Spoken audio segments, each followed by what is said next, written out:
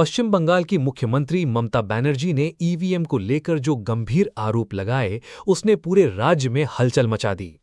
कोलकाता में बने strong room, जहां वोटिंग के बाद ईवीएम मशीनों को कड़ी सुरक्षा के बीच रखा जाता है, वहां खुद जाकर ममता बनर्जी ने चेकिंग की। उन्हें अंदर ही अंदर किसी बड़ी गड़बड़ी का शक है। उन्होंने खुले तौर पर कहा कि उन्हें सूचना मिली है कि कुछ जगहों पर ईवीएम के साथ छेड़छाड़ की कोशिश हो सकती है। ये बयान जैसे ही सामने आया, राजनीतिक गलियारों में हलचल तेज हो गई।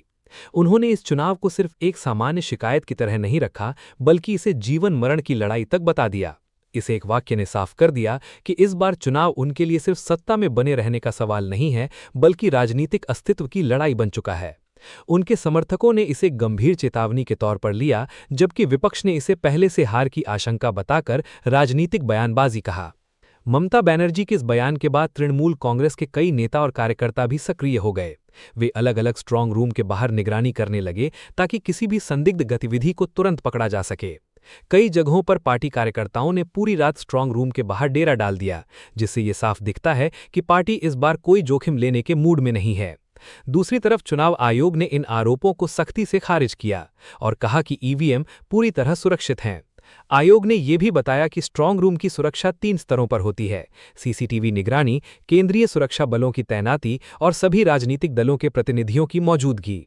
यानी किसी भी तरह की छेड़छाड़ प्रैक्टिकली नामुमकिन बताई जा रही है। लेकिन इसके बावजूद ममता बनर्जी और उनकी पार्टी पूरी तरह आश्वस्त नजर नहीं आ रहीं। इस पूरे घटनाक्रम ने बंगाल की राजनीति को और ज्यादा गर्मा दिया है। जहां एक तरफ सत्ताधारी पार्टी संभावित गड़बड़ी को लेकर अलर्ट मोड में है, वहीं विपक्ष इसे एक राजनीतिक रणनीति मानकर सवाल उठा रहा है। आम जनता के बीच भी इस मुद्दे को लेकर चर्चा तेज हो गई है। कुछ लोग इसे लोकतंत्र की सुरक्षा के लिए जरूरी सतर्कता मान रहे हैं, तो कुछ इसे राजनीतिक दबाव बनाने की कोशिश के रूप में देख रहे हैं। पश्चिम बंगाल में चुनाव खत्म होने के बाद भी हालात पूरी तरह सामान्य नहीं माने जा रहे हैं, और यही वजह है कि इलेक्शन कमीशन ऑफ इंडिया ने एक बड़ा और अहम फैसला लिया है। आयोग ने यह तय किया है कि करीब 70,000 केंद्रीय सुरक्षा बलों को अभी वापस नहीं बुलाया जाएगा, बल्कि उन्हें राज्य में ही तैनात रखा जाएगा, ताकि किसी भी संभावित हिंसा या गड़बड़ी को समय रहते रोका जा सके। आमतौर पर देखा जाता है कि मतदान खत्म होने के बाद सुरक्षा बलों की संख्या धीरे धीरे कम की जाती है, लेकिन इस बार स्थिति अलग है। बंगाल में चुनाव के दौरान और उसके बाद भी कई बार हिंसा और टकराव की घटनाएं सामने आती रही हैं, खासकर ग्रामीण इलाकों और राजनीतिक रूप से संवेदनशील क्षेत्रों में। इसी इतिहास को देखते हुए प्रशासन कोई जोखिम नहीं लेना चाहता।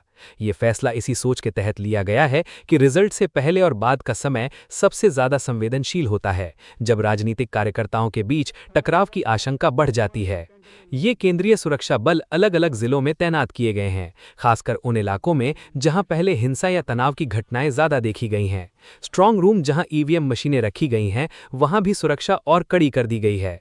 वहां 3 स्तर की सुरक्षा व्यवस्था लागू है: बाहर केंद्रीय बल, अंदर राज्य पुलिस और हर गतिविधि पर नजर रखने के लिए सीसीटीवी कैमरे।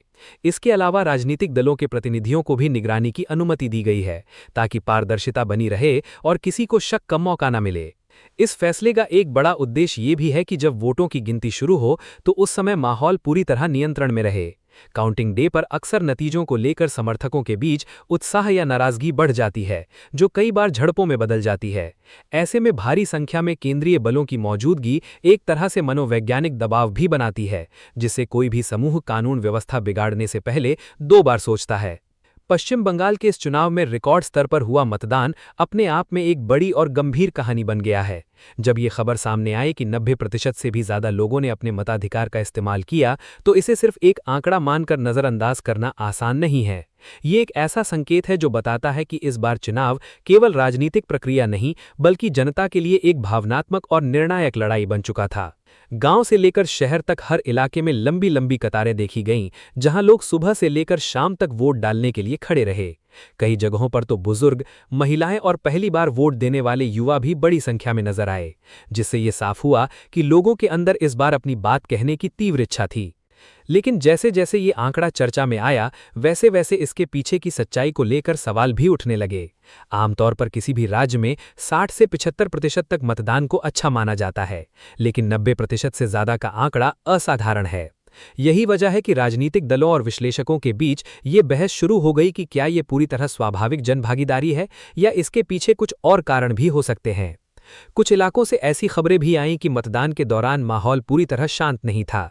स्थानीय स्तर पर आरोप लगे कि कुछ जगहों पर मतदाताओं पर दबाव डाला गया, उन्हें एक खास पार्टी के पक्ष में वोट देने के लिए प्रभावित करने की कोशिश हुई।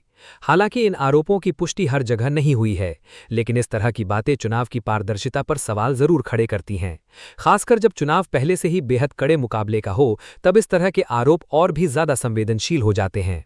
दूसरी तरफ इलेक्शन कमीशन ऑफ इंडिया ने इस पूरे मतदान को निष्पक्ष और पारदर्शी बताया है। आयोग का कहना है कि इस बार तकनीक का बड़े स्तर पर इस्तेमाल किया गया, हर बूथ पर निगरानी रखी गई और किसी भी गड़बड़ी को रोकने के लिए सख्त इंतजाम किए गए थे। वेबकास्टिंग, लाइव मॉनिटरिंग और केंद्रीय बलों की तैनाती जैसे कदमों को इस रिकॉर्ड मतदान के पीछे एक बड़ी वजह भी माना जा रहा है, क्योंकि इससे लोगों को सुरक्षा और भरोसे का एहसास हुआ। इसके अलावा इस बार चुनाव का राजनीतिक माहौल भी काफी गर्म था। ममता बनर्जी की party all India Trinamool Congress और भारतीय जनता पार्टी के बीच सीधी टक्कर ने चुनाव को बेहद दिलचस्प और निर्णायक बना दिया था। जब मुकाबला इतना कड़ा होता है तो आम जनता भी ज्यादा संख्या में बाहर निकलती है, क्योंकि उन्हें लगता है कि उनका एक वोट भी परिणाम बदल सकता है। यही कारण है कि इस बार लोगों ने बड़ी संख्या में हिस्सा लिया। फिर भी सवाल पूरी तरह खत्म नहीं हुए हैं। कई राजनीतिक विश्लेषक मानते हैं कि इतने बड़े मतदान के पीछे सिर्फ उत्साह ही नहीं बल्कि स्थानीय सामाजिक और राजनीतिक दबाव भी एक कारण हो सकता है। कुछ इलाकों में ये भी कहा गया कि लोग इसलिए भी वोट डालने गए क्योंकि उन्हें डर था कि अगर उन्होंने हिस्सा नहीं लिया तो भविष्य में उन्हें किसी तरह की परेशानी का सामना करना पड़ सकता है। हालांकि ये बातें अभी आरोपों और आशंकाओं के दायरे में हैं, लेकिन इनसे चुनाव की निष्पक्षता पर चर्चा जरूर तेज हो गई है।